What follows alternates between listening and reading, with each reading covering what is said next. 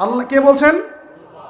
আমাদের সৃষ্টিকর্তা, আমাদের পালনকর্তা, আমাদের রিজিক দাতা, আমাদের বিধানদাতা, এই মহাবিশ্বের স্রষ্টা। পুরো মহাবিশ্ব আল্লাহ পাকের আইনে চলে, পৃথিবী বাদ দিয়ে। বলেন পৃথিবী বাদ দিয়ে কেমন করে? দুনিয়াতে মানুষ আল্লাহ পাকের বিধান মানে না, পুরো মহাবিশ্ব মানে। বুঝতে পারতেছি না?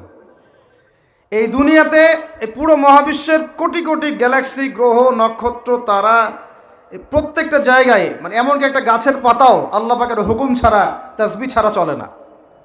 শুধু মানুষ হতভাগা একটা প্রাণী, যে আল্লাহর জমিনে থেকে, আল্লাহর খেয়ে, আল্লাহর পরে, আল্লাহর বাতাস থেকে শ্বাস নিয়ে, আল্লাহর দেওয়া পানি পান করে, আল্লাহ পাকের দেওয়া অর্থ, সম্পদ, রিজিক, স্ত্রী, সন্তান সব ভোগ করে আল্লাহরই জমিনে আল্লাহ বিরোধী আইন চালু করে দিয়েছে। এই মানুষই একটা হতভাগা প্রাণী আছে। আর মন খারাপ করেন না, আমার কথা রাগ করেন না, এগুলো বাস্তব। আর আমার দিকে তেড়ে এসে কোনো লাভ নাই, কারণ এটা হচ্ছে অকাট্য সত্য কথা, যে আমরা আল্লাহ পাকের জমিনে আল্লাহর খেলাফতের দায়িত্ব পালন করছি না। আমরা আল্লাহ পাকের জমিনে আল্লাহর নিয়ামতগুলো ভোগ করে আল্লাহ বিরোধী অপশক্তির স্বার্থ রক্ষা করছি। না হলে বাংলাদেশের মতো জায়গায়, একটা 90% মুসলিমের দেশে, কেউ সুদভিত্তিক ব্যাংকিং সিস্টেম চালু করতে পারে, মদের বার চালু করতে পারে, জেনার লাইসেন্স দিতে পারে, পতিতালয় লাইসেন্স প্রাপ্ত হয়, কখনো ওই যে যাত্রা পালা গান, ঢাক ঢোল, ডুগি তবলা বাজতেছে, কেউ প্রতিবাদও করতে পারে না। করতে গেলে তাকে বলা হয় সে মৌলবাদী, সে সন্ত্রাসী, সে জঙ্গি, উগ্রবাদী। তো আমরা যদি আল্লাহ পাকের জমিনে আল্লাহর খেয়ে, আল্লাহর পরে, আল্লাহ পাকের সব নিয়ামত ভোগ করে এই যদি হয় আমাদের অবস্থা, তাহলে আমাকে আপনি বলেন যে আল্লাহ পাকের কি বয়ে গেছে যে আমাদের হাতে আল্লাহ পাক এই দুনিয়াতে বিজয় দিবেন? আর কোনো জাতি নাই? পুরো মহাবিশ্বে সবাই আল্লাহর হুকুম মেনে চলে। সূরা বনী ইসরাঈল পড়েন, এমন কোন সৃষ্টি নাই আল্লাহ পাকের যে আল্লাহর তাসবিহ পাঠ করে না। শুধু এই মানুষই হতভাগা একটা সৃষ্টি। আমরা, আল্লাহ মাফ করেন আমাদেরকে, নামাজও পড়ে না। কি করে না? পাঁচবার দিনে বলা হচ্ছে হাইয়া আলাস সালাহ, হাইয়া আলাল ফালাহ, সাফল্যের জন্য আসো, সালাতের জন্য আসো, কল্যাণের জন্য আসো। কানে ঢুকে না? যায় না নামাজ পড়তে। কোরআন, ওই যে বললাম, বাসায়, সবার বাসায় কোরআন আছে। এমন কোনো ব্যক্তি আছেন আপনারা যে আপনাদের বাসায় কোরআন নাই? প্রত্যেকের বাসায় আছে। এমনকি আপনার ফোনের মধ্যে ওই অ্যাপসে আছে, খুলে দেখার সময় নাই। সময় কোথায়? মানে এত ব্যস্ত, সকাল থেকে রাত পর্যন্ত এতই ব্যস্ত মানুষ হতভাগা যে কোরআন খুলে দেখার সময় নাই। আবার বলে, এসব কথা বললে আবার বলবে যে আমরা কি ইসলাম কম বুঝি? আপনারাই ইসলাম বোঝেন, আমরা বুঝি না। আপনারাই মুসলমান, আমরা মুসলমান না, এইগুলো বলবে। উমর রাদিয়াল্লাহু আনহু ঠিকই বলেছিলেন আজকে থেকে এই 1400 বছর আগে, যে ইসলাম ধ্বংস হবে যখন দেখবা 3টা বিষয় সমাজে চলছে। 1, দল্লাতুল আলেম, আলেমরা যখন পথভ্রষ্ট হয়ে যাবে তখন সমাজে ইসলাম ধ্বংস হয়ে যাবে। 2, ওয়াল আইম্মাতুল মুদিল্লিন, যখন আসবে এমন কিছু শাসক যারা পথভ্রষ্ট, মুদিল্লিন, তখন সমাজ ইসলাম ধ্বংস হবে। আর ওয়াল মুনাফিকিন ফি জিদারি কিতাবিল্লাহ, যে মুনাফেকরা যখন আল্লাহর কিতাব নিয়ে বাকবিতনটা করবে, মুনাফেকরাই বাকবিতনটা করবে যে আমরাই বেশি বুঝি ইসলাম, তোমরা বোঝো না। আর বাংলাদেশে এই টকশোর সংস্কৃতি চালু না হলে আমরা এটা বুঝতে পারতাম না যে আসলে এই হাদিসটা সত্য। মাথার উপর দিয়ে যায় কথা কিছু না, পরে লেকচার রিপিট শুনে নিন। মূল জায়গায় আসি। কোরআন ঘরে আসে, আমরা তেলাওয়াত করি না। নামাজের আজান কানে আসে, নামাজে যাই না। শেষ রাত্রে আল্লাহ পাক প্রথম আসমানে নেমে আসেন। কিভাবে নেমে আসেন আমরা জানি না, ওইটার কাইফিয়ত ব্যাখ্যা করার আমাদের দরকারও নাই। আল্লাহ পাক বলেছেন, বাস ঈমান রাখি। এবং আল্লাহ পাক আহ্বান করতে থাকেন, কে আছো আমার কাছে কিছু চাইবা, আমি তোমাকে দিব। সুবহানাল্লাহ। কে আছো আমাকে ডাকবা, আমি তোমার ডাকে সাড়া দিব। কে আছো আমার কাছে ক্ষমা চাইবা, আমি ক্ষমা করে দিব। এইভাবে ফজর পর্যন্ত আল্লাহ পাক আহ্বান করতে থাকেন। আমরা ওই সময় টেসবুক চালাই, রিল্যাক্সে ঘুম দেই। তাহলে নামাজের আজান কানে যায়, নামাজ পড়ি না, কোরআন বাসায় আসে, তেলাওয়াত করি না, খুলেও দেখি না, 40 কুলখানি বাদ দিয়ে। আর শেষ রাত্রে আল্লাহ পাক আহ্বান করতে থাকেন, আমি উঠে অজু করে 2টা রাকাত নামাজ পড়ে একটু দোয়া করব, সেটা পারি না। এই আমি আবার যখন দিনের বেলায় এলেম শিখতে যাই, এমন জায়গায় এলেম শিখতে যাই যেখানে নারী পুরুষ একাকার অবস্থা, ফ্রি মিক্সিং। আমি এমন এলেম শিখতে চাই যে এলেমটা আমাকে 20 বছরে 20টা সূরাও শেখায় না, 20টা হাদিস আপনার মুখস্থ নাই। আমি চ্যালেঞ্জ করতেছি আপনাকে, 20টা হাদিস আপনি দাঁড়ায় বলেন, ছোট ছোট হাদিস খালি। যেমন عن أمير المؤمنين عمر بن الخطاب رضي الله عنه قال قال رسول الله صلى الله عليه وسلم إنما الأعمال بالنيات وإنما لكل امرئ ما نوى فمن كانت هجرته إلى الله ورسوله فهجرته إلى الله ورسوله ومن كانت هجرته إلى الدنيا يصيبها أو امرأة يتزوجها فهجرته إلى ما هاجر إليه। এরকম ছোট্ট আপনি আমাকে 20টা হাদিস শুনান, যারা 20 বছর পড়াশোনা করেছেন জেনারেল লাইনে, দাঁড়ান দেখি কার সাহস আছে। এই হচ্ছে আপনাদের শিক্ষার অবস্থা। তারপরে আপনি আবার যখন চাকরি ক্ষেত্রে যান, ঘুষ ছাড়া আপনার চাকরি হচ্ছে না। এই হলো অর্থনৈতিক জীবনের অবস্থা। আবার চাকরি, ব্যবসা, বাণিজ্য যাই করছেন, এর মধ্যে ম্যান্ডেটরি মাস্ট বি সুদ আছে। কি আছে? এই মাপে কম দেওয়া তো আছেই, অন্যের সম্পদ আত্মসাৎ তো আছেই, পণ্যে ভেজাল দেওয়া তো আছেই, তারপরে সিন্ডিকেট তো আছেই, যেটার দাম এখন এই রজবের, আজকে কয় তারিখ? রজবের 14-15 হবে না? তো এই রজবের 14-15তে যে পণ্যের দাম 200 টাকা, 1.5 মাস পরেই সে পণ্যের দাম হবে 400 টাকা। এই হলো অর্থনৈতিক জীবনের অবস্থা। আর সুদের সাথে সম্পৃক্ত না হলে তো আমাদের ঘুম হচ্ছে না। বাংলাদেশের 64,000 গ্রাম বাংলা বলি না আমরা, 64,000 গ্রাম বাংলায় একাধিক সুদী এনজিও আছে, সবাই সুদী কারবার করতেছে। আমাদের মা বোনরাও ওখানে সমিতিতে নাম লেখাচ্ছে, আমরাও নাম লিখাইছি অনেকে। কিস্তি শোধ করতে হচ্ছে, জমি বন্ধক রাখো, বাছুর বন্ধক রাখো, গরু বন্ধক রাখো। শেষমেশ ধনীরা ধনী হচ্ছে, গরিবরা গরিব হচ্ছে।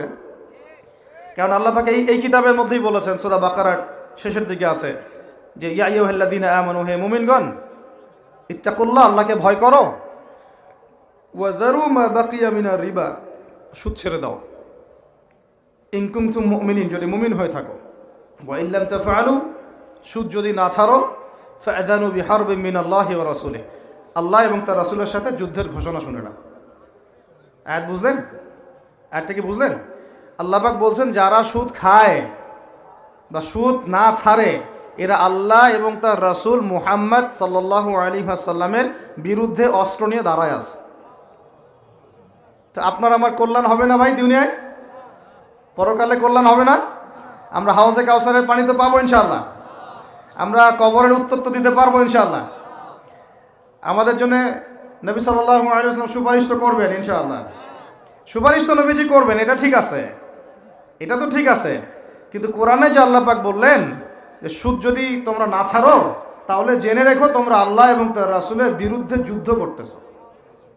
তো এখন এটা আমরা কিভাবে আল্লাহ পাককে বুঝ দিব? দুনিয়াতে না বুঝ দিলাম, দুনিয়াতে হয়তো কারো ক্ষমতা আছে, জবানটা বন্ধ করে দিল, এই কথা বলতে পারবেন না, চুপ একদম, সম্ভব কি না? দুনিয়াতে হয়তো সুদের মহাজন যারা একত্রিত হয়ে দেখা গেল যে একে তো সরাইতে হবে রাস্তা থেকে, এ তো মারাত্মক কথা বলতেছে, সরাই না হয় দিল, হতেও তো পারে, ইতিহাসে হয় নাই এমন। তারপরে কারো হয়তো দুনিয়াবি স্বার্থ আছে, বুঝাচ্ছে আমার বউ আছে, বাচ্চা আছে, চাকরি বাকরি কেমনে ছাড়ি ইত্যাদি। তো সব না হয় বুঝলাম, আল্লাহ পাকের সামনে আপনি এখন কি বুঝটা দিবেন? রাসূলের সামনে দাঁড়ায় কি বুঝটা দিবেন? দিতে হবে কি না জবাবটা? আজ হোক আর কাল হোক দিতে হবে কি না? পরকালে যেতে হবে তো নাকি?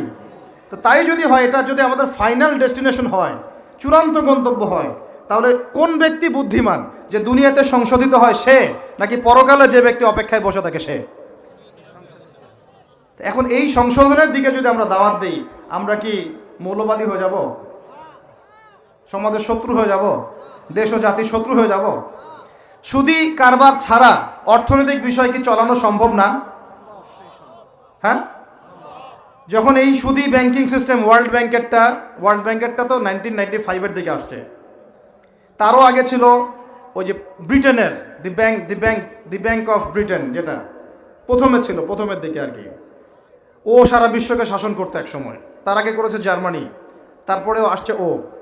এই পশ্চিমাদের দৌরত্ব ফরাসি বিপ্লবের পরে। তো ওয়ার্ল্ড ব্যাংক আসছে 1995-এর দিকে, 45-এর পরে। এর আগে মুসলমানরা বিশ্ব শাসন করে নাই? 4 খলিফা করেন নাই? উমাইয়ারা, আব্বাসীয়রা, ফাতেমেরা, মুঘলরা, তুর্কিরা, ওসমানীয়রা, তারা কি বিশ্ব শাসন করে নাই? তো তখন কি সুদ দিয়ে পুরো বিশ্বের অর্থনীতি পরিচালিত হয়েছে? বিকল্প কোনো ব্যবস্থা কি কোরআন এবং হাদিসে নাই? তো যদি সেটা থাকে, আর আমরা যদি এটাকে পাশ কাটায় যাই, গিয়ে পশ্চিমাদের এই অর্থনীতি যদি আমরা গ্রহণ করি, সেভাবে জীবনযাপন করতে থাকি, তো আল্লাহর সামনে কি ভাই আমাদেরকে দাঁড়াতে হবে না? আল্লাহ পাক আমাদের সবাইকে যেন কথাগুলো মন দিয়ে বোঝার তৌফিক দান করে। এখন যদি পুরো সিস্টেমটা আমরা চেঞ্জ করতে না পারি, ওই ক্ষমতা আমাদের নাই মনে করেন, দেন ব্যক্তি জীবন থেকে সুদ দূর করা যাবে না? আমাকে কি রাষ্ট্র প্রশাসন একদম সুদ না খাইলে অ্যারেস্ট করে নিয়ে যাবে? আমি যদি বলি আমি সুদ খাবো না, সুদভিত্তিক ব্যাংকিং সিস্টেমে আমি ডিলিংস করব না, অ্যাকাউন্ট থাকতে পারে আপনার, কিন্তু আপনি ডিলিংস করতেছেন না, ঠিক আছে? সুদের টাকা যদি আসেও ওটা আপনি ছেড়ে দিচ্ছেন, নিচ্ছেন না, এবং সুদি এনজিও কারবার এগুলোর সাথে আপনি যুক্ত হচ্ছেন না, তো আপনাকে কি অ্যারেস্ট করে নিয়ে যাওয়া হবে জেলখানায়? কেন খাচ্ছিস না বলেন, নিয়ে যাওয়া হবে? এখনও ওই রকম দুঃসাহস দেখানোর মতো লোক বাংলাদেশে আসে নাই যে আপনি সুদ না খাইলে আপনাকে জোর করে ধরে নিয়ে যাবে। আছে এরকম কেউ? কখনো করবে না তারা এই কাজটা, ইনশাআল্লাহ। আর যদি করে তাহলে তো আল্লাহর গজব নেমে আসবে। তো এখন তাহলে সুদ খাচ্ছে কে? আপনি আমি নিজেই। কে খাচ্ছে তাহলে? আমরা নিজেরাই খাচ্ছি। হয় আমি খাচ্ছি, না হলে আপনি খাচ্ছেন, না হলে আপনার স্ত্রী খাচ্ছে, না হলে আপনার বাবা খাচ্ছে। অতএব সুদের মধ্য দিয়ে আমরা আল্লাহ এবং তার রাসূলের সাথে সরাসরি যুদ্ধ করতেছি। বদরের যুদ্ধে কি আবু জাহেলরা পরাজিত হয় নাই? উহুদের যুদ্ধে, খন্দকের যুদ্ধে, মুতা, ইয়ারমুকে, এই শতাব্দীর পর শতাব্দী আল্লাহ এবং তার রাসূলের বিরুদ্ধে যারা দাঁড়াইছে, তারা কি কখনো টিকতে পারছে? আর প্রত্যেকটা মুসলিম কান্ট্রি এর খপ্পরে পড়ে গেছে, বের হতে পারতেছে না। বের হওয়ার জন্য শুধু একটা জিনিস দরকার, একটা জিনিস, সেটা হচ্ছে আল্লাহ এবং তার রাসূলের প্রতি পরিপূর্ণ বিশ্বাস, ঈমান। এইটা আমাদের অর্জন হয় নাই, এটাই সত্য কথা। অর্জন যদি হতো তাহলে আমরা বিকল্প চিন্তা করতে পারতাম। যদি আফগানিস্তান আগামী 10 বছর এভাবেই অর্থনীতি চালাতে পারে, এখন তাদের যে অবস্থা, আগামী 10 বছর যদি আর নতুন করে যুদ্ধ বিগ্রহ না হয়, এবং তারা যদি এভাবেই আরও 10 বছর তাদের ওই ডাবল কারেন্সির অর্থনীতি চালাতে পারে, সুদহীন, জাকাত ভিত্তিক, ইসলামিক, আমাদের বিশ্বাস আগামী 10 বছরে দেখবেন তারা মার্কিন ডলারের উপরে আধিপত্য বিস্তার করেছে, ইনশাআল্লাহ। ইনশাআল্লাহ। আমি ইকোনমিক্স নিয়ে পড়াশোনা করেছি ভাই, এমনি এমনি কথা বলতেছি না। অনলাইনে যারা আপনাদেরকে এইসব তালগোল মার্কা কথাবার্তা বুঝায়, যে কাগজের টাকা নিয়ে উল্টাপাল্টা কথা বলছে, ইলেকট্রনিক মানি নিয়ে উল্টাপাল্টা কথা বলতেছে, বিটকয়েন, ক্রিপ্টোকারেন্সি নিয়ে কথা বলতেছে উল্টাপাল্টা, ভাই এগুলো আমরা জেনে বুঝে কথা বলতেছি, জেনে বুঝে পড়াশোনা করে এগুলোর উপর আমরা থিসিস করেছি ইউনিভার্সিটিতে, এগুলোর উপরেই। এমনি এমনি কথা বলতেছি না যে পেপার মানি আপনার পকেটে, আমার পকেটে যেটা আছে আপনার পকেটেও সেটাই আছে, এর ভিতরেও সুদ আছে। ইলেকট্রনিক মানি যেগুলো আমরা ইউজ করতেছি, এগুলোর ভিতরেও সুদ আছে, অল্প হোক আর বেশি হোক। এর সামনে আসবে বিটকয়েন, ওইটার মধ্যে সুদের ভিতর উপর সুদ, তার উপর আসতেছে একটা সিস্টেম যেটা অলরেডি কয়েকটা কান্ট্রিতে অ্যাপ্লাই হয়ে গেছে, চায়নায়, উত্তর কোরিয়া, দক্ষিণ কোরিয়া ইত্যাদি কান্ট্রিতে। এটা হলো ক্যাশলেস সোসাইটি, মানে কোনো ক্যাশই থাকবে না সোসাইটির মধ্যে, ডিজিট থাকবে, খালি ডিজিট। মানে আপনি বলতে পারবেন না যে আমার 1 লক্ষ টাকা আছে, যদি বলি 1 লক্ষ টাকা আছে, টাকাটা আমার হাতে দেন দেখি, আপনি হাতে দিতে পারবেন না, দেওয়ার মতো কিছু নাই। ওইটা আপনার ডিজিটে থাকবে, নাম্বারে, ফিগারে, 1 লাখ এটা ফিগার। ইতিহাসে এমন কোনো কারেন্সি আসে নাই যেটা ধরাও যায় না, ছোঁয়াও যায় না, পকেটেও রাখা যায় না। এটা আসতেছে সামনে। যারা বুঝে না এগুলা, আমরা আক্রমণাত্মক কথা বলতে চাচ্ছি না, আল্লাহ পাক তাদেরকে হেদায়েত দান করুন। যারা বুঝে না তারা মনে করতে পারে এগুলো হচ্ছে ভবিষ্যৎবাণী, আদতে এইগুলা বর্তমান বিশ্বে চলতেছে, আমাদের সে সম্পর্কে জ্ঞান নাই। আমরা অনেকেই ক্যাশলেস সোসাইটি প্রতিষ্ঠার চেষ্টা করতেছি, এটার মধ্যে যতটুকু কল্যাণ আছে না, তার চেয়ে বেশি অকল্যাণ আছে। যখন আমরা একটা জিনিস চালু হয়ে যায় তখন সবাই কিন্তু প্রতিবাদ করি না। যখন চালু হয়ে যায় তারপরে ওরা যখন ইসলাম বিরোধী এজেন্ডা বাস্তবায়ন করে তখন আমাদের টনক নড়ে। যখন শেষে গিয়ে একদম কি বলে ওটাকে, মাঝপথে গিয়ে যখন দড়িয়ে যখন নৌকা ডোবা শুরু করে তখন আমাদের হুঁশ ফিরে, আরে কি হচ্ছে এগুলো। তো আল্লাহ পাক আমাদেরকে বিজয় দিবেন, এটা প্রতিশ্রুতি দিয়েছেন। যে একটা নিয়ে কথা বলতে গেলে ভিতরে চলে গেছে। আমার সমস্যা এটাই, আলোচনা করতে গেলে একটু বেশি ভিতরে চলে যাই, পরে আর বেরোতে পারি না। আপনারা কি আলোচনা বুঝতে পারতেছেন? আল্লাহ পাক আমাদেরকে প্রতিশ্রুতি দিয়েছেন যে তোমরা দুশ্চিন্তাগ্রস্ত হয়েও না, তোমরা টেনশন করো না, ভয় পেও না, হীনবল হয়েও না, আনতুমুল আ'লাউনা, তোমরাই বিজয়ী হবে এই দুনিয়াতে এবং আখিরাতে, তোমরাই বিজয়ী হবে ইন কুনতুম মুমিনিন, যদি প্রকৃতপক্ষে মুমিন হয়ে থাকো। আমাকে বলেন, যারা আজান শুনেও নামাজে যায় না এরা কি মুমিন? বলেন। আপনি মনে করছেন আমি জুমার নামাজ তো পড়ি, ঈদের নামাজ তো পড়ি। এমনও হতভাগা মানুষ আছে পৃথিবীতে যাদের নামাজ প্রথমবার তারা নামাজ পড়ে জানাজার নামাজ। আছে না ভাই? আল্লাহ পাক আমাদের সবাইকে 5 ওয়াক্ত নামাজি হওয়ার তৌফিক দান করেন এবং কাজা নামাজ অনেকের আছে, আল্লাহ পাক সেগুলো আদায় করার তৌফিক দান করেন। আপনারা যখন হজ উমরা সফরে যাবেন বেশি বেশি সেখানে নামাজ পড়বেন, কারণ ওখানে 1 রাকাত নামাজ হারাম শরীফে পড়লে 1 লক্ষ রাকাতের নেকি হয়, আর মদিনা মুনাওয়ারায় পড়লে মানে হারামে পড়লে 1000 নেকি হয়। আর এই দুইটা আমরা খুব ভালো জানি, মিম্বরে আলোচনা হয় খুব, মাশাআল্লাহ, তাই না? তো নসিহত হচ্ছে ওখানে গিয়ে আমরা বেশি বেশি নামাজ পড়বো, নফল নামাজ, ঠিক আছে? কাজা নামাজগুলোও হিসেব করে আদায় করার চেষ্টা করবো ইনশাআল্লাহ। তবে হাদিসে আরেকটা জায়গা আছে, ওইটা আমরা ভুলে গেছি। আরও একটা মসজিদ আমাদের আছে ভাই, যেখানে 2 রাকাত নামাজ পড়লে জীবনের সব গুনাহ মাফ হয়ে যায়। ওইটা আমাদের পাঠ্যপুস্তকে নাই, আমাদের চেতনায় নাই, আলোচনায় নাই, মিম্বরে নাই, খুতবায় নাই। সেই মসজিদ কোথায়? এমন একটা জামা আমাদেরকে করতে হবে যার একজন নেতা থাকবে, একটা নেতা, একদম সামি'না ওয়া আতা'না, শুনলাম মানলাম এমন নেতা। এত ইখতিলাফ, এত বিভক্তি চলবে না। মানে বিভক্তি ইখতিলাফ থাকতে পারে মাসলা মাসাইলের ব্যাপারে, ফিকহি ব্যাপারে, কিন্তু এই এত দলীয় বিভক্তি থাকা যাবে না। এক টেবিলে আলেমদেরকে বসতেই হবে। আলেমরা যদি এক টেবিলে না বসে ঐক্যের দৃষ্টান্ত স্থাপন না করতে পারে, জনগণ ঐক্যবদ্ধ হতে পারবে না। বাংলাদেশের সবচেয়ে বেশি দরকার এখন ওলামায়ে কেরামের ঐক্য। আমরা যারা ছোটরা আছি আমাদের মূল কাজ এখন এইটাই, আমরা এটাই ফিকির করি কিভাবে আলেমদেরকে একটা জায়গায় বসানো যায়। আলেমরা যদি ঐক্যবদ্ধ হতে পারেন, জনগণ একদিকে ফোকাস করে চলতে পারবে ইনশাআল্লাহ। এবং তাদের মধ্যে যদি একজন আমির নিযুক্ত করা হয় এবং তার কথা যদি আমরা সুরাভিত্তিক মেনে চলি, ইনশাআল্লাহ বাংলাদেশ কেন পুরা বিশ্বে দিন কায়েম করা সম্ভব। আমরা এই দিক থেকে আমরা মোটামুটি 20-30 বছর পিছায় আছি এখনো, বুঝতে পারছেন না আমার কথা?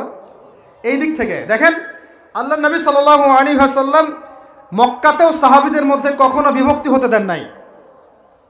একজন নেতা, তার আন্ডারে সব সাহাবীরা বায়াত করে আছেন হাতে হাত রেখে, ব্যাস যা বলবেন তাই। ডানে যাইতে বললে ডাইনে, বামে যাইতে বললে বামে।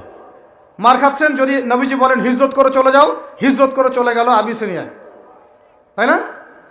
আর যদি নবীজি বলেন সবর করো, সাবরান আলা ইয়াসির ফাইন্নামা ওয়াইদাকুমুল জান্নাহ, সবর করো তোমাদের জন্য জান্নাত, সবর করতেছেন, মার খাচ্ছেন, তাও কোনো কথা বলতেছেন না।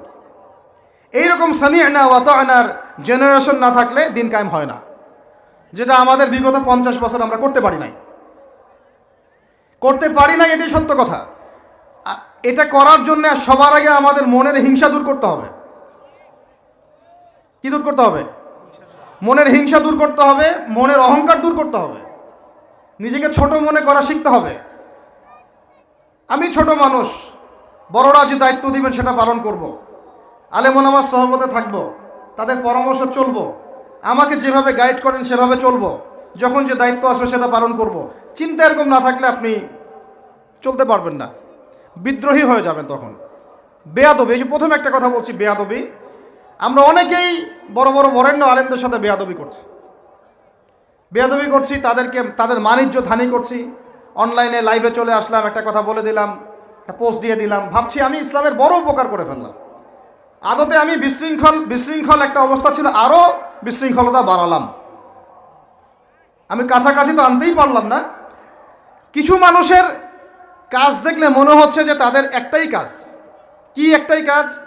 অনলাইনে একটা একটা করে আলেম, একটা একটা করে বক্তা, একটা একটা করে দায়ীর নাম ধরে ধরে সমালোচনা করা। এটা করে আপনি দিনের কি উপকারটা করতেছেন? এই কাজগুলো করে আপনি দিনের কোন জায়গায় খেদমতটা করতেছেন বলেন? এতে করে মানুষের দিন সম্পর্কে, সেই আলেম সম্পর্কে, সেই বক্তা সম্পর্কে, সেই ওস্তাদ সম্পর্কে, সেই ইসলামী দল সম্পর্কে কি ভালো ধারণা সৃষ্টি হচ্ছে না খারাপ? আমরা যদি প্রশ্ন করি যে আপনি নিজের চেহারাটা একটু আয়নায় দেখেন না, আপনার ভিতরে কি কোনো দোষ নাই? আপনি কি এই উম্মার নেতৃত্ব দেওয়ার যোগ্যতা অর্জন করেছেন? কতগুলো কিতাব পড়েছেন? কি ডিগ্রি অর্জন করেছেন? কতটুকু সার্টিফিকেট অর্জন করেছেন? কতটুকু তাজকিয়া অর্জন করেছেন? কতটুকু আপনি নূর অর্জন করতে পারলেন? কতটুকু বাসিরা আছে আপনার? কয়টা মসজিদ করেছেন? কয়টা মাদ্রাসা করেছেন? কয়টা ইসলামিক সংগঠন করলেন? কয়টা কিতাব লিখলেন? কয়টা লেকচার দিলেন? আপনি নিজে কি করলেন দিনের জন্য? এই চিন্তাটা করা দরকার নাই যে আমি নিজে কি করলাম দিনের জন্য? ও কি করলো, ওর কি খেদমত, ওর কি দোষ, ওর কি ত্রুটি, এইগুলোর চর্চায় আমরা ব্যস্ত হয়ে আছি এখন। এই একটা কারণে আমাদের ওলামায়ে কেরামদের মধ্যে ঐক্য হচ্ছে না দুর্ভাগ্যজনকভাবে। কারণ আমরা একটা শ্রেণী আলেমদের ইজ্জত ধোয়ার পিছনে লেগে গেছি আর কি। একজন আলেম না একটা ভুল করছে ভাই, আলেম মানুষ তো, কেন বেয়াদবি করতে হবে আপনাকে? কেন আপনাকে একটা সেশন করতে হবে? কেন একটা এটা করতে হবে, সেটা করতে হবে? চুপ করে থাকেন আপনি। পারলে তার সাথে আপনি পার্সোনালি দেখা করেন, তার কাছে যান, তার কথার পিছনের কারণটা খুঁজে বের করার চেষ্টা করেন।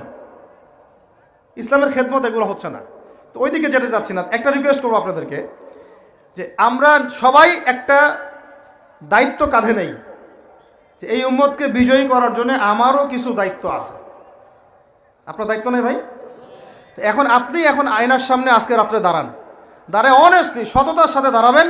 দাঁড়ায় আপনার চেহারা আয়নায় দেখবেন, দেখে চিন্তা করবেন যে আসলে আমি আজ পর্যন্ত এই উম্মাকে কি দিয়েছি। বলেন তো কি বললাম ভাই? আয়নার সামনে দাঁড়ায় কি বলবেন? আমি আদনান, আমি আব্দুর রহমান, আমি আব্দুর রহিম, আমি অমুক, আমি তমুক, আমি ইসলামকে, উম্মাকে, আল্লাহকে, রাসূলকে কি দিয়েছি এই পর্যন্ত। যদি আপনার মনের মধ্যে সততা থাকে, জবাব ওই আয়নার তসবির আপনাকে দিয়ে দিবে। একটা উর্দু শের আছে যে চেহারে তো আকসর ধোকা দেতি হ্যায়, সচ তো আইনা বলতি হ্যায়। মানে চেহারা তো বেশিরভাগ সময় ধোকা দেয় মানুষকে, সত্য কথা বলে আয়নার প্রতিবিম্ব। তো আল্লাহর ওয়াস্তে নিজের আত্মসমালোচনা করি, আমরা উম্মাকে কি দিলাম এটার ফিকির করি। এখন যদি উত্তর আসে যে আমি অনেক দিয়েছি উম্মাকে, আমি একদম কামেল হয়ে গেছি, তাহলে বুঝবেন আপনার মধ্যে ইবলিসের চরিত্র আসছে। ইবলিসই বলতে পারে যে আমি সবার চেয়ে শ্রেষ্ঠ। ওই যে বলে নাই, আনা খায়রুম মিনহু, আমি আদমের চেয়ে শ্রেষ্ঠ। খলাকতানি মিন নার, আমাকে আগুন দিয়ে সৃষ্টি করেছেন। খলাকতাহু মিন তিন, তাকে মাটি দিয়ে সৃষ্টি করেছেন। এই কেবার যদি চলে আসে বুঝবেন আপনি ধ্বংস হয়ে গেছে। ফেরাউন বলেছিল আনা রব্বুকুমুল আ'লা, আমি তোমাদের মহান রব। নাউযুবিল্লাহ। আর একজন আল্লাহর বান্দা খালি বলবে আল্লাহুম্মা ইজআলনি ফি আইনি সগীরা ওয়াজআলনি ফি আ'য়ুনিন নাসি কাবীরা। আল্লাহ তুমি আমাকে নিজের চোখে ছোট বানায় দাও আর অন্য মানুষের চোখে আমাকে বড় বানায় দাও। আমিন। তো আত্মসমালোচনা করতে হবে কিনা ভাই? এখন যদি আমার উত্তর আসে যে না আমি তো আসলে ভাই কিছু করতে পারি নাই, এই টুকটাক কিছু লেকচার দিয়েছি এতটুকুই, এখনও আমি উম্মাকে ঐক্যবদ্ধ করতে পারি নাই, ওলামায়ে কেরামকে এক জায়গায় আনতে পারি নাই, আমি এখনও কোনো ইসলামিক বড় কোনো অ্যাসোসিয়েশন ফর্ম করতে পারলাম না, এখন পর্যন্ত আমি 100টা কিতাব লিখতে পারি নাই, এখনও আমি ইফতা দেওয়ার মতো বা মুফতি হওয়ার মতো যোগ্যতা অর্জন করিনি, এখনও আমার কোরআনের কত জ্ঞান শেখা বাকি, কত আলেমের সোহবতের থেকে নূর নেওয়া বাকি, এখনও কত দূর যাওয়া বাকি। এই চিন্তাগুলো যদি মনের মধ্যে আসে তখন দেখবেন রাতে আপনার ঘুম হারাম হয়ে গেছে। তখন আপনার প্রচেষ্টা চলবে ইনশাল্লাহ কীভাবে এগুলো আপনি অর্জন করতে পারবেন। ওই গুটি কয়েক মানুষকে দিয়ে দিন কায়েম হবে ইনশাআল্লাহ। আমার কথায় রাগ করলেন নাকি? একটু মন খারাপ করলে আল্লাহ পাক ওই ওসিলায় যদি আপনাকে আবার দিনের দিকে নিয়ে আসেন, আমার লেকচার ওয়াজ করা সার্থক। একটু আঘাত পাইলে আমি খুশি হব। সরকার, প্রশাসন, আম জনগণ, আমাদের মা বোন, আপনারা, আমাদের পরের প্রজন্ম, কেউই আমাদের শত্রু না। আমাদের শত্রু বরং আমার বা আমাদের চেয়ে ভালো কোনো বন্ধুই নেই আপনাদের। আমার বা আমাদের চেয়ে ভালো কোনো বন্ধু নাই আপনাদের। যারা আছে এদের ব্যাপারে একটা স্টেটমেন্ট বলে দিই আমি, যে তুঝ জैसा दोस्त हो তো দুশ্মন কি কোই জরুরত নেই। ওইরকম বন্ধু যদি থাকে তাহলে দুশ্মনের কোনো দরকার হবে না। নিতে পারবেন তো? এই একটা নিতে পারবেন তো? আল্লাহ নেওয়ার তৌফিক দান করেন। কোরআনের কিছু আয়াত আছে সবাই নিতে পারে না। কোন কোন আয়াত আছে শুনলে মানুষ মনে করে যে কোরআন তো আমার জন্যই নাজিল হয়েছে, আর কোন কোন আয়াত আছে শুনলে মানুষ মনে করে এই আয়াতটা নাজিল করার কি দরকার ছিল। নাউজুবিল্লাহ। এখন এই যুগ চলতেছে, সব মানতে রাজি। কিসের পর্দা? পর্দার কি দরকার? সব মানি কোরআনের। জাকাত ভিত্তিক, কিসের জাকাত? জাকাত দেওয়ার কি দরকার? সব মানি। চোরের আবার হাত কাটতে হবে কেন? মানবতা বিরোধী কাজ। সব মানি কোরআনের। ব্যভিচার করলে রজম কেন করতে হবে? এটা তো বর্বর মধ্যযুগীয় আইন। কথা বুঝতে পারে না? কোরআনের সবাই নিতে পারে পারে না। কোরআনে 400 থেকে 450 জায়গায় আছে যে আল্লাহ রাব্বুল আলামিনের দিন প্রতিষ্ঠার জন্য তোমরা দাওয়াতের পাশাপাশি জিহাদ করো। কি করো? ওই শব্দ নিতেই পারে না মানুষ। শুনলেই যারা ইসলামের বিরুদ্ধে আছে, সরাসরি বিরুদ্ধে আছে, ওরা তো এমনি নিতে পারেই না, এটা আলাদা বিষয়। যারা দাড়ি টুপিওয়ালা কালিমা পড়া কিছু মুসলমান আছে, মুনাফেক নামধারী মুসলমান, এরাও নিতে পারে না। আর এই কোরআন আল্লাহর কিতাবই আমাদেরকে বলেছেন, আল্লাহর কিতাবে আল্লাহ পাকই আমাদেরকে বলেছেন যে ওয়াইদু লাকুম মাস্তাতাতুম মিন কুওয়া, তোমরা শক্তি অর্জন করো। কি অর্জন করো? তোমরা মুসলমানদেরকে আল্লাহ বলেছেন তোমরা শক্তি অর্জন করো। শক্তি অর্জন করলে কি হবে? তুরহিবুনা বিহি আদুওয়াল্লাহি ওয়া আদুওয়াকুম, তোমরা আল্লাহর দুশমন এবং তোমাদের দুশমনদেরকে ভয় দেখাতে পারবা। এই যুগে পারমাণবিক অস্ত্র ছাড়া কোনো রাষ্ট্রকে কেউ ভয় করে না। ভয় করে? ওই আয়াতের উপরে আমল মুসলমানরা আমরা করতে পারি নাই। বুঝাতে পারলাম না মনে হয়, বুঝাতে পারি নাই মনে হয়। এই আয়াতের উপরে আমরা আমল করতে পারিনি এখনো। আমল করেছে কারা? ও শত শত পারমাণবিক অস্ত্র তৈরি করে রেখে দিয়েছে। বাংকার তৈরি করা আছে, বাংকার, যে অচিরেই যদি সারা বিশ্ব জুড়ে একটা তৃতীয় বিশ্বযুদ্ধ লেগে যায় এবং পারমাণবিক অস্ত্র প্রয়োগ করা শুরু হয়, ও যেন বাংকারের নিচে, মাটির নিচে 100 ফিট, 200 ফিট, 300 ফিট, 500 ফিট নিচে গিয়ে লুকাতে পারে। আর আমরা এখন কিসে পড়ে আছি জানেন? আলুর মধ্যে আল্লাহ নাম পাওয়া গেছে, গরুর কলিজায় কালিমা পাওয়া গেছে। আমরা এখানে পড়ে আছি ভাই। মন খারাপ করতেছেন নাকি? এই হলো আমাদের অবস্থা। কি একটা অবস্থা! আমরা পড়ে আছি এখনো কলা নিয়ে। কলা মানে রাস্তাঘাটে আমরা বের হব হনুমানের মূর্তি নিয়ে, বানরের মূর্তি নিয়ে, দেখেন নাই? সাপ নিয়ে, ব্যাঙ নিয়ে, পেঁচা নিয়ে। এগুলো হচ্ছে আমাদের সায়েন্স অ্যান্ড টেকনোলজি, প্রযুক্তির অগ্রগতি, তাই না ভাই? আজ পর্যন্ত আমরা কয়টা অ্যাপস তৈরি করতে পারলাম, কয়টা সফটওয়্যার তৈরি করতে পারলাম, কয়টা মিসাইল তৈরি করতে পারলাম। আমাদের আকাশ, এই পুরো আকাশ, আমার কথা রাগ করে না, আমি কারো দুশ্মন না, জাস্ট আমি আমার জায়গা থেকে অ্যাজ এ নাগরিক কথা বলছি। আমাদের দেশের আকাশ সুরক্ষিত না, সুরক্ষিত না, 100% সুরক্ষিত না। আপনাদের খবরই নাই। আপনি মারবেন কোনো মিসাইল, ওর আয়রন ডোম রেডি করে রাখছে, আকাশেই আপনার মিসাইল ধ্বংস করে রেখে দিবে।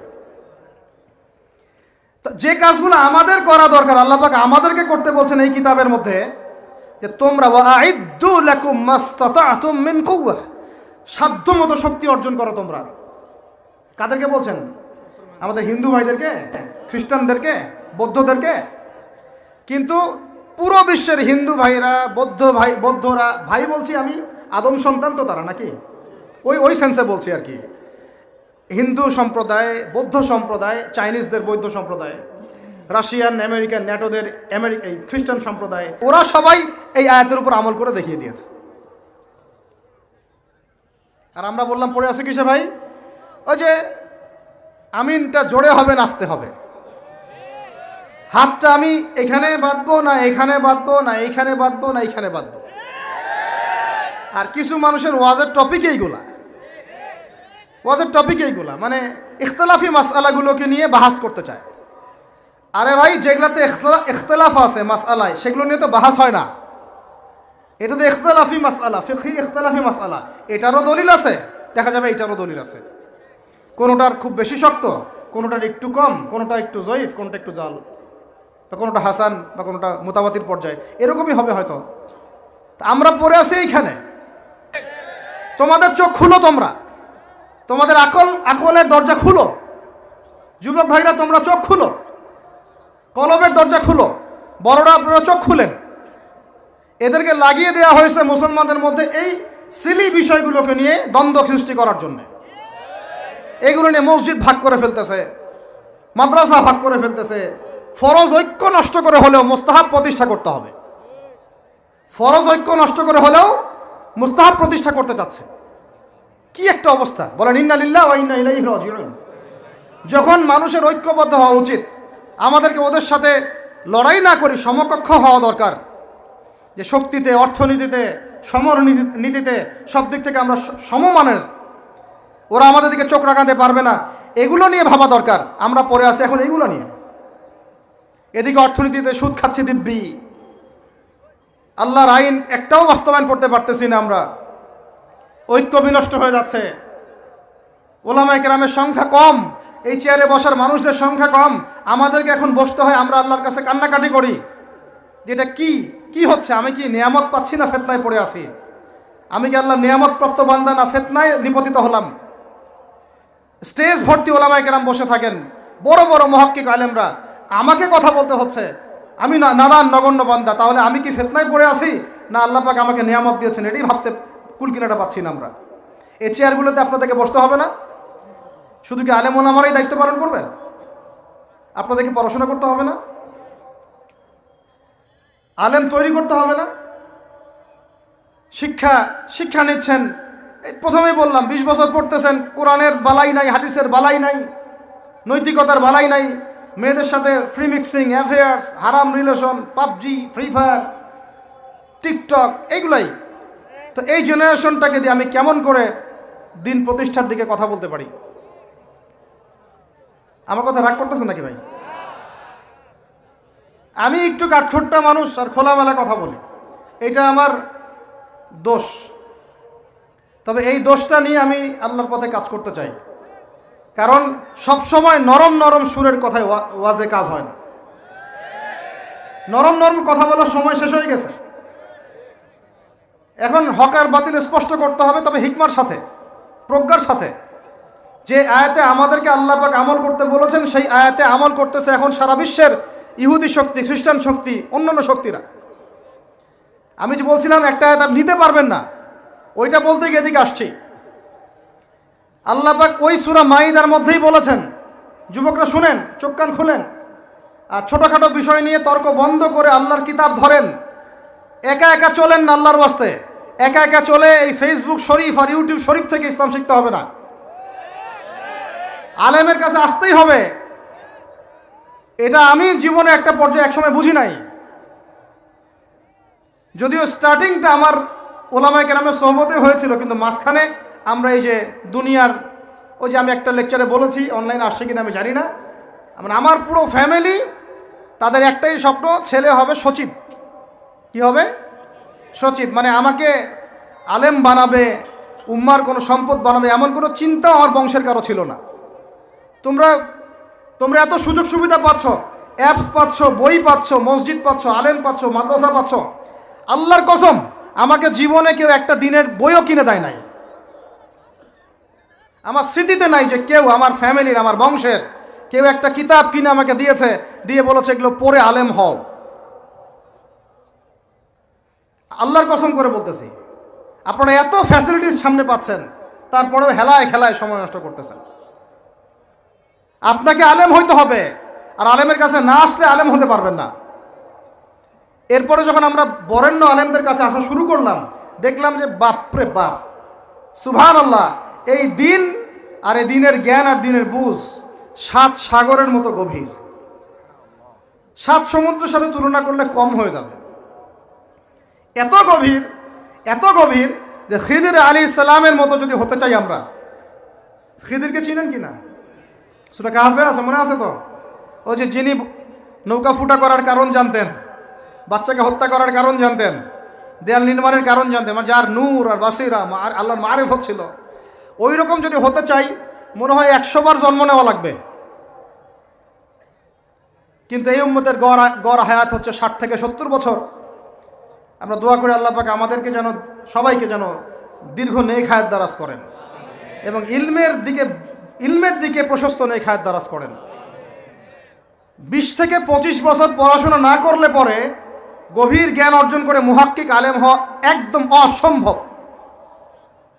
আর বাংলাদেশে আপনারা দেখতেছেন অনলাইনে অফলাইনে, কুরআনটুকু বিশুদ্ধ তেলাওয়াত নাই, সে ব্যক্তি উলামায়ে দেওবন্দকে বলতেছে যে সবগুলায় বস, তোর সাথে বাহাস করব।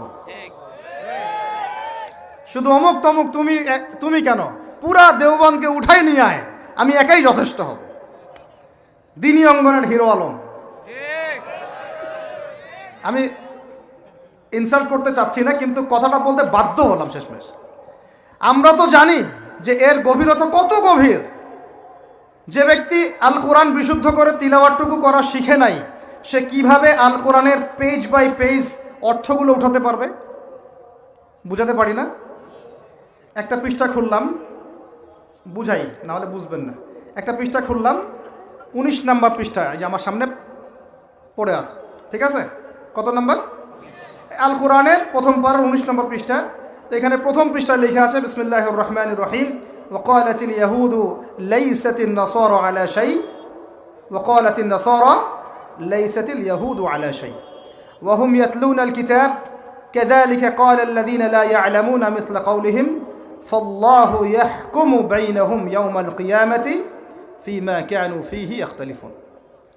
এটা হলো প্রথমে একটা তিলাওয়াত। আমি কিন্তু সুর দিয়ে তিলাওয়াত করি নাই, কোনো লেহানে পড়ি নাই, জাস্ট রিডিং পড়লাম। কি পড়লাম? রিডিং পড়লাম। রিডিং পড়ার এটা হচ্ছে প্রাইমারি। নুরানিতে মানুষ রিডিং পড়া শিখে। কোথায় শিখে? নুরানিতে। যখন এই যে মক্তবে আমরা বাচ্চাকে পাঠাই, তখন বাচ্চারা এভাবে রিডিং পড়া শিখে। ওরা আরও সুন্দর করে তেলাওয়াত করতে পারে, সুন্দর লেহানে তেলাওয়াত করতে পারে সুন্দর করে। এই তেলাওয়াতটা শেখার পরে মিনিমাম আরও 4 থেকে 5 বছর এই কোরআনের ব্যাকরণ শিখতে হয়। কি শিখতে হয়?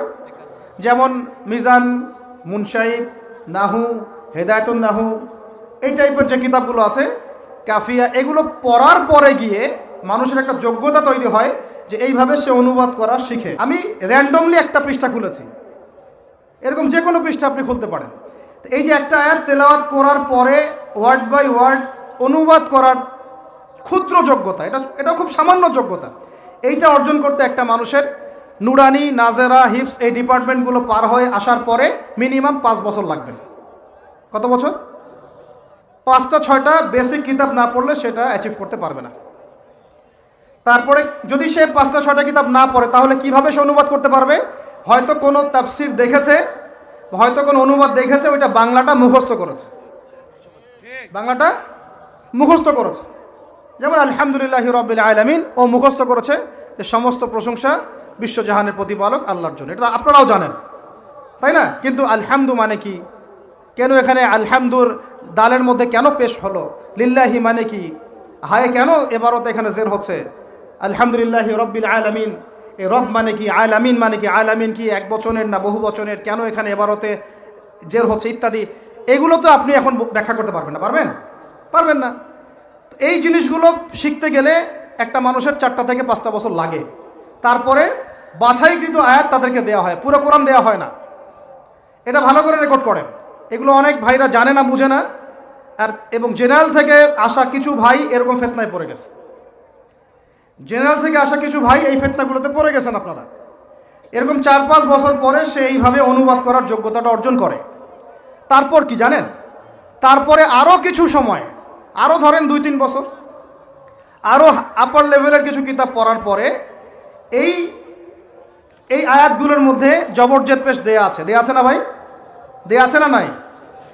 এখন যদি পুরা কোরআন থেকে আমরা জবরজেদ পেশকে ভ্যানিশ করে ফেলি, ডিলেট, কোনো জবর নাই, কোনো জের নাই, কোনো পেশ নাই, মানে কোনো এবারতই নাই, এবং হাদিসের কিতাবগুলোর মধ্যে মূল যে কিতাবগুলো সেগুলোতে এগুলো দেয়া থাকে না, যেগুলো প্রকাশনা সংস্থারা প্রকাশ করেছে ওইখানে দিয়েছে আপনাদের সুবিধার জন্য। তো মৌলিক কিতাবগুলোর মধ্যে কোনো এবারত দেয়া থাকে না। ওই এবারতটা শিখতে গেলে আরও 2-3 বছর লাগে। এটা গেল আপনার 5 বছর, 3 বছর, 8 বছর একটা সিলেবাস। তারপরে দেখা যায় যে হাদিসে কুতুবে সিত্তা পড়ানো হয়, ইফতার কিতাবগুলো পড়ানো হয়, তাখাসুস করে মানুষ। এরপরে আরও হয়তো ফ্যাকাল্টি হয়, দাওয়া ফ্যাকাল্টি, উসুলে হাদিসের ফ্যাকাল্টি, তাফসিরের ফ্যাকাল্টি, এগুলোতে আরও 2-4 বছর পড়ার পরে একজন মানুষ আলেম হয়। কি হয়? তখন গিয়ে একটা মানুষ মাসআলা দিতে পারে, ইস্তেমবাদ করতে পারে। তারপরেও 4টা ফিকহ সম্পর্কে গভীর ধারণা থাকার পরে মানুষ মুস্তাহিদ হয়। মুস্তাহিদ হলে পরে আপনার তো মাযহাবের তাকলিদের প্রয়োজন নাই, আপনি তো মুস্তাহিদ। কিন্তু আমাদের তো সবাই মুস্তাহিদ না, বরং আমরা সবাই কোনো না কোনো মাযহাবকে ফলো করি। কয়জন মানুষ আছে যে এত এই লেভেলগুলো ক্রস করে একদম 4 মাযহাব গিলে একদম খেয়ে ফেলছে, একদম গভীরে ঢুকে গেছে, এখন কোরআন হাদিসের কিচ্ছু তার লাগে না, নিজেই ইস্তেহাদ করতে পারে? এমন মানুষ কয়জন আছে? হাতে গোনা যাবে, তাই না? হাতে গোনা যাবে, থাকতে পারে কিন্তু হাতে গোনা যাবে। তারপরেও তারা কিন্তু তাকাব্বুরের মধ্যে থাকে না। তারপরেও তারা বলে না আমরা ইমামের রায় ফলো করছি, এই ইমামের মাযহাব ফলো করছি, এই ইমামের মানহাজটা ফলো করছি, তারা কিন্তু এই কথা বলে। অথচ আমরা দেখতেছি এখন সমাজে এই যে নুরানির তেলাওয়াতটুকু যাদের করার যোগ্যতা হয় নাই, তারা বরেণ্য সব ওলামায়ে কেরামকে এক টেবিলে বসায় বাহাস করতে চায়। আর এরা হচ্ছে সমাজে এক শ্রেণীর মানুষের শায়েখ। এক শ্রেণীর মানুষ এদেরকে বলছে এরা নাকি গরিবের জাকির নায়েক। সুবহানাল্লাহ। ডক্টর জাকির নায়েককে দলিল হিসেবে পেশ করছে। কীরকম? ডক্টর জাকির নায়েকের তেলাওয়াত শুদ্ধ না। কেন শুদ্ধ না? কারণ তার মুখে জড়তা আছে, তিনি পড়তে পারেন না। কি আছে মুখে? মুখের জড়তা আছে, তিনি হয়তো অন্য 8-10 জনের মতো সুন্দর করে তেলাওয়াত করতে পারেন না। আমি তো নিজে দেখা করছি তার সাথে। আমার চেয়ে কি একজন ব্যক্তি সে বেশি জানবে যে দেখা করেননি কখনো? আমরা তো ইলমি মোজাকারা করেছি এগুলো নিয়ে। তিনি তেলাওয়াত করতে পারেন না বিশুদ্ধ করে, এটা তার মুখের জড়তার কারণে। কিন্তু আরবি ব্যাকরণ তিনি বুঝেন, আরবি ভাষা তিনি মোটামুটি অনেকটাই বুঝেন। কিভাবে একটা শব্দের সাথে একটা শব্দ, মানে এখানে বালাগাতটা কি, এখানে কিভাবে ব্যাকরণগত যোগসূত্র আছে, এটা তিনি বুঝেন এবং ওয়ার্ড বাই ওয়ার্ড তিনি অনুবাদ করতে পারেন। তিনি এমন না যে তেলাওয়াত করা শিখেন নাই, বরং তিনি জড়তার কারণে তার তেলাওয়াতটা মুখে একটু আটকে যায়, এটা মুখের জড়তার কারণে। কিন্তু আরবি ভাষা এবং আরবি ব্যাকরণ সম্পর্কে তিনি মোটামুটি জ্ঞান রাখেন। এখন নিজের দোষ ত্রুটিকে ঢাকার জন্য ডক্টর জাকির নায়েককে সামনে দাঁড় করায় দিল। ডক্টর জাকির নায়েকও তো তেলাওয়াত করতে পারে না, আমি না পারলে কি সমস্যা? ডক্টর জাকির নায়েক তেলাওয়াত করতে পারে না তোমাকে কে বলছে? তিনি মুখের জড়তার কারণে কিছু কিছু উচ্চারণ তার ভুল হয়, জড়তার কারণে। কিন্তু আরবি ব্যাকরণ, আরবি এই ব্যাকরণের বিষয়গুলো, আরবি শব্দের সম্পর্কগুলো, অর্থগুলো কিভাবে করতে হয়, এগুলো মোটামুটি প্রায় 80-90% তিনি জানেন। তারপরেও ডক্টর জাকির নায়েক কি করেন? তার স্পেশালিটি হচ্ছে অমুসলিমদের সাথে ডিবেট করা। কাদের সাথে? অমুসলিমদের সাথে ডিবেট করে অমুসলিমদেরকে মুসলিম বানানো তার মিশন। তিনি তো কখনো ফিকহি মাসআলা নিয়ে ঝগড়া করেন নাই। তিনি তো কখনো বলেন না ওলামায়ে দেওবন্দকে সবাইকে ডেকে নিয়ে আসো, আমি তো তোমাদের সবার সাথে বাহাস করবো, বলছে? তাহলে এটা হচ্ছে শাক দিয়ে মাছ ঢাকলো। কোথায় জাকির নায়েক আর কোথায় জোকার নায়েক? হ্যাঁ, কোথায় ডক্টর জাকির নায়েক আর কোথায় হচ্ছে হিরো আলম, দিনী অঙ্গনের হিরো আলম, জোকার নায়েক? তো আল্লাহ পাক আমাদেরকে এই ফিতনাগুলো থেকে হেফাজত করেন। এরপরেও তার পিছনে সবসময় 10-20 জন আলেম থাকেন। একটা কথা বলার আগে তিনি 10 জন আলেমের সাথে পরামর্শ করে তারপর কথা বলেন। ফাজলামি, এগুলো হচ্ছে সমাজের মধ্যে ফিতনা সৃষ্টি করা। আল্লাহর ওয়াস্তে আপনারা কোরআন এবং হাদিস নিজেরা পড়বেন, আলেম ওলামা সোহবতে আইসে। আমরা আপনাদেরকে কি করতে পারি? আমরা সর্বোচ্চ আপনাদেরকে পথ দেখাতে পারি এবং একটা দাওয়া দিতে পারি, মোটিভেশনাল দাওয়া, বিষয়গুলো উপস্থাপন করা, ওয়ার্ল্ড অ্যাফেয়ার্স নিয়ে কথা বলা, জিওপলিটিক্স নিয়ে কথা বলা, ইকোনমিক্স নিয়ে কথা বলা, আমরা কিন্তু কখনো আপনাকে ফিকহি মাসালা নিয়ে কোনো ফতোয়া দিব না, ফতোয়া দেওয়ার যোগ্যতা আমাদের হয় নাই।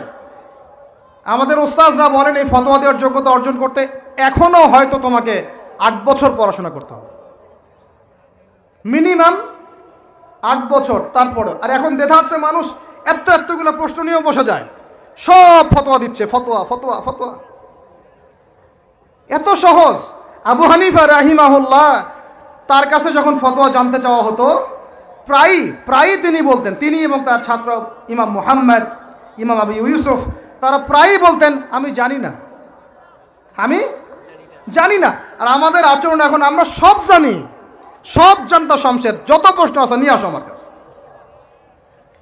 আল্লাহ পাক আমাদের সবাইকে জ্ঞানের ক্ষেত্রে বিনয়ী হওয়ার তৌফিক দান করেন, আলেম ওলামার সোহবতে গিয়ে দিন শেখার তৌফিক দান করেন, বিশুদ্ধ করে কোরআন তেলাওয়াতের তৌফিক দান করেন, কোরআনের ভাষা আরবি শেখার তৌফিক দান করেন, কোরআনের ব্যাকরণ শেখার তৌফিক দান করেন। আল্লাহ পাক ইবারত পড়ার যোগ্যতা অর্জনের তৌফিক দান করেন।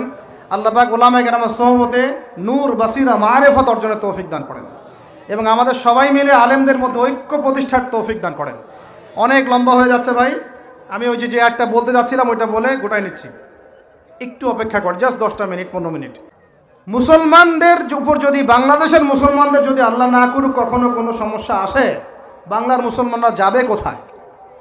চতুর্দিক থেকে বেষ্টিত আছে। 2 শ্রেণীর মানুষ তোমাদের সাথে সবচেয়ে বেশি শত্রুতা রাখে। কে বলেছেন? আল্লাহ পাক, আল্লাহর কালাম সূরা মাইদা পড়ে দেখেন। কোন সূরা? মাইদা পড়ে দেখেন। এখন বুঝেন ওয়ার্ল্ড অ্যাফেয়ার্স কীভাবে ডিল হচ্ছে। কোরআন একদম জাজল্যমান, মনে হচ্ছে এখনই আয়াত নাজিল হলো। এখন আমাদের উপর যদি আল্লাহ না করুক কোনো সমস্যা আসে, আমরা যাব কোথায়? এই জন্যই আমাদের উচিত 5টা ডিপার্টমেন্টে শক্তিশালী হওয়া। কয়টা ভাই? এই নসিহতটুকু আমাদের ঊর্ধ্বতন কর্তৃপক্ষের কাছে আমি হাত জোর করে করতেছি, একদম হাত জোর করে। 5টা ডিপার্টমেন্টে এই দেশটাকে শক্তিশালী করতে হবে। কয়টা ভাই? 1 নাম্বার শিক্ষা, 1 নাম্বার প্রত্যেক মুসলমানকে কোরআন এবং সুন্নাহর শিক্ষায় শিক্ষিত করতে হবে। আমি অন্য ধর্ম নিয়ে কথা বলছি না, তাদের মতো দিন পালন করে, লাকুম দীনুকুম ওয়ালিয়া দিন, লাকুম দীনুকুম ওয়ালিয়া দিন, তারা তাদের ধর্ম পালন করে করুক, আমাদের কোনো মাথা ব্যথা নাই। প্রত্যেক মুসলমানের বাচ্চাকে কোরআন সুন্নাহর শিক্ষায় শিক্ষিত করতে হবে এবং একই সাথে এই যুগকে চ্যালেঞ্জ করার জন্য যত সাবজেক্ট দরকার সব সাবজেক্ট আমাদেরকে শিখতে হবে ইনশাআল্লাহ। একমুখী শিক্ষা না, দ্বিমুখী শিক্ষার মেরুকরণ না, একদম দ্বিমুখী শিক্ষাকে একমুখী করে একটা কম্বাইন্ড এডুকেশন সিস্টেম চালু করতে হবে। যদি আপনারা না পারেন আমাকে দায়িত্ব দেন, আমাদেরকে বলেন যে ভাই বা ছোট ভাই, তোমাকে আমি 1 বছর সময় দিলাম, শিক্ষার বিষয়গুলো গোছায় দাও, বিনা পারিশ্রমিকে ইনশাল্লাহ করে দেব, কোনো সমস্যা নেই, 1টা টাকাও দিতে হবে না, জাস্ট একটা চেয়ার টেবিল দেন, 100 জন আলেম দেন, 100 জন বুদ্ধিজীবী দেন, গড়ে দিব ইনশাআল্লাহ তাআলা। প্লে গ্রুপ থেকে মাস্টার্স পর্যন্ত আমাদের ছেলেমেয়েরা এমন শিক্ষায় শিক্ষিত হবে, বরং আমার ছেলে পাইলটও হবে, বিমানও চালাবে, আমার ছেলে ইনশাআল্লাহ হাফেজে পড়ানো হবে ইনশাআল্লাহ, আমার মেয়ে ডক্টরও হবে ইনশাআল্লাহ, আমার মেয়ে আয়েশা রাদিয়াল্লাহু আনহার মতো মুহাদ্দিসও হবে ইনশাআল্লাহ। আমাদের এক ভাই সে রাজনীতিবিদও হবে ইনশাআল্লাহ, জুমার খুতবাও দিতে পারবে ইনশাআল্লাহ। আল্লাহর কসম করে বলতেছি এমন শিক্ষা চালু করা সম্ভব, শুধু আপনারা যদি একটু সৎসাহস দেখান, একটু উদ্যোগ গ্রহণ করেন, আল্লাহ পাক বহুত আজর দিবেন আপনাদেরকে। আল্লাহ পাক এই ওসিলায় আপনাদের সব গুনাহ মাফ করে জান্নাতও দিতে পারেন। আল্লাহর রাস্তায় আল্লাহর দিকে ফিরে আসেন। আমি আপনাদের সবচেয়ে শ্রেষ্ঠ বন্ধু, আমাকে শত্রু মনে করেন না। ইউসুফ আলাইহিস সালাম এক পর্যায়ে বলেছিলেন যে আমি যোগ্য, আমাকে দায়িত্ব দেন। মনে আছে আপনাদের? যখন সমাজে দুর্ভিক্ষের স্বপ্ন দেখলেন রাজদরবারে গিয়ে তিনি বললেন যে দেখেন আপনার স্বপ্নটা এমনি স্বপ্ন না, 7 বছর এখানে ফসল ফলবে, 7 বছর দুর্ভিক্ষ হবে। যদি আপনি আমাকে দায়িত্ব দেন, আমি ইনশাল্লাহ এমন একটা অর্থ ব্যবস্থা প্রণয়ন করব যে ইনশাআল্লাহ এই দুর্ভিক্ষের কবল থেকে মানুষ বেঁচে যাবে। মানুষ বাঁচে নাই। ওখানে এখানে প্রমাণ হয় একটা জিনিস, যখন দায়িত্ব নেওয়ার যোগ্য কেউ দেখা যায় না, তখন যোগ্যদেরকে কথা বলতে হয়। যোগ্যদেরকে কি করতে হয়? কথা বলতে হয়। এখন দায়িত্ব দেখতেছেন না কাদের হাতে? একটা লোক, যে ব্যক্তি আল্লাহর অস্তিত্বেই বিশ্বাস করে না, সে কিতাব লিখতেছে, ওই কিতাব আমাদের সন্তান পড়তেছে। আমি নাম মেনশন করতে চাচ্ছি না, কিছু মানুষ যারা আল্লাহর অস্তিত্বেই বিশ্বাস করে না, তারা মনে করে মহাবিশ্ব সৃষ্টি হয়েছে বিগ ব্যাং থেকে, আল্লাহ সৃষ্টি করে নাই। ও ডিপার্টমেন্ট অফ হেড হয়ে বসে আছে ওখানে। শিক্ষার যে দশা চলতেছে, আমরা ভয় করি যে আজকে থেকে 10 বছর যদি এমনভাবে চলতে থাকে, আল্লাহ মাফ করুক, আমার আশঙ্কা একটা প্রজন্ম গড়ে উঠবে, জীবনে বাপকে তো সালাম দিবেই না, সালাম কেমন করে শুদ্ধ করে দিতে হয় সেটাও শিখবে না কখনো। ওই দিন যদি আপনারা দেখতে না চান, এখনই ব্যবস্থা গ্রহণ করেন। আমাদের কাছে ব্যবস্থা গ্রহণ করার কোনো ক্ষমতা নাই, ক্ষমতা আপনাদের হাতে আছে। আপনারা যদি এই ক্ষমতাকে আল্লাহর দিকে, আল্লাহর সন্তুষ্টির জন্য ব্যবহার করেন, আল্লাহ আপনাদেরকে আরও বড় করবে ইনশাল্লাহ। যদি আল্লাহর জন্য এটা আপনার আল্লাহর জন্য ব্যবহার না করেন, এগুলোকে প্রশ্রয় দিতে থাকেন, বিশ্বাস করেন ভাই, ফেরাউন টিকতে পারে নাই, নমরুদ টিকতে পারে নাই, আদ জাতি টিকতে পারে নাই, সামুদ টিকতে পারে নাই, নুহের কম টিকতে পারে নাই, কমে লুত টিকতে পারে নাই, কমে মাদিয়ান টিকতে পারে নাই, আসহাবুল আইকা টিকতে পারে নাই, মুসার কম বানু ইসরাইল টিকতে পারে নাই। আমরা কোন ক্ষেত কি মূলা, আমরা কোত্থেকে আসলাম? আমরা এগুলো চালাই যাবার আল্লাহ পাক আমাদেরকে একদম জান্নাতুল ফেরদৌস দিবেন এমনটা মনে করছেন?